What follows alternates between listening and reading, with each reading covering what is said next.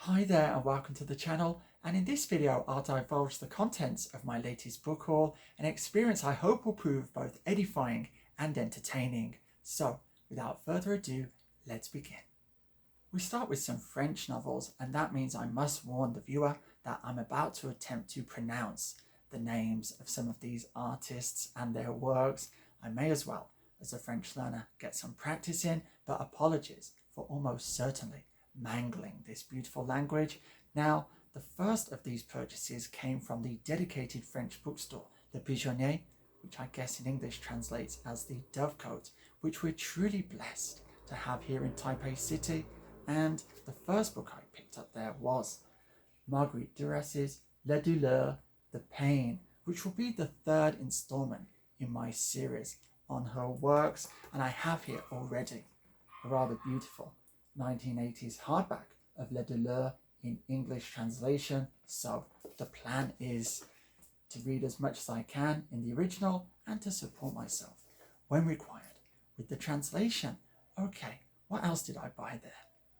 That's right, Guy de Maupassant, some of whose short stories I've already reviewed for the channel in this Penguin Classics English translation, but whereas this is a kind of best of, my latest purchase groups them by theme. So we have cruel and fantastic stories, ghostly goings on, deathbed confessions and suicide notes. These are thoroughly entertaining. Some of them are outright spooky, and I have to say, reading them in the original, one gets a much stronger sense of just how exquisitely written they are. This is a master craftsman at work.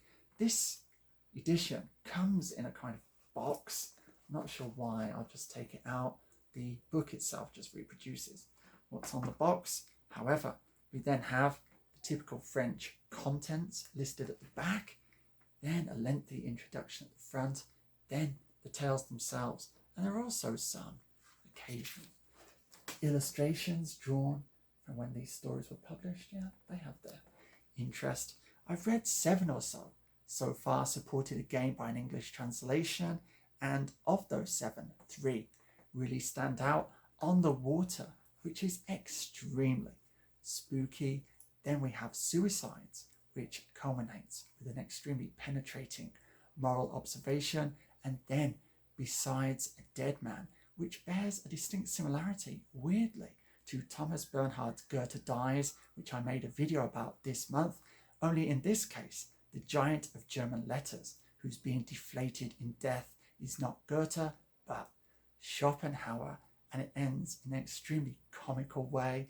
I'm super excited about this next book. It's Félix Fénéon, Novels in 3 Lines. I can't believe that it's taken until I'm, over 50 years of age to come across this man and this book, because it's just so much what I'm into, and he also intersects with 2 artists I'm already interested in, Alfred Jarry and Félix Vallotton, some of whose illustrations are contained in this book. So here we have L'Assassinat, The Murder, and Vallotton did a drawing of Fénéon. There it is, and he also did a wonderful drawing of Jarry. So what that points to is the fact that I need to read a history of 19th century French literature so I can better understand how these figures relate to one another and be more systematic in my investigation of this very interesting period. Okay, what Novels in 3 Lines does is take lurid stories from the French newspapers of 1906 and compress them into 3 lines. It's very similar, in fact, to Thomas Bernhard's The Voice Imitator, which I've already made a video about. And to give you a flavour, I will read you a few examples, and I'll do this to the visual accompaniment of a quite magnificent pointillist portrait of Fénéon that was done by Paul Signac in 1890. In Clichy, an elegant young man threw himself under a coach with rubber wheels, then unscathed under a truck which pulverized him. 3 strikers in Fressenville have been sentenced to jail for 1, 2 or 3 months, according to how gravely they insulted the police. To the sound of a bagpipe, the strikers of Hennebon closed their meeting at the Union Field with dancing. Some 30 maniacs rampaged through Bondy and Pantin, 18 were arrested, 1 had just stabbed a bystander. Caged, tortured and starved by their stepmother, the three little daughters of Joseph Ilu of Brest, now rescued, are skeletal. Admittedly rather morbid, but perfect for the Metro ride to work. Okay, one last French book, and it is this, Boileau-Narcejac, and this is a collection of crime novels from this writing duo. Very thick volume indeed. I'm not sure I'm really ready to read this just yet, but hopefully one day. Alright, let's move on to some Japanese books.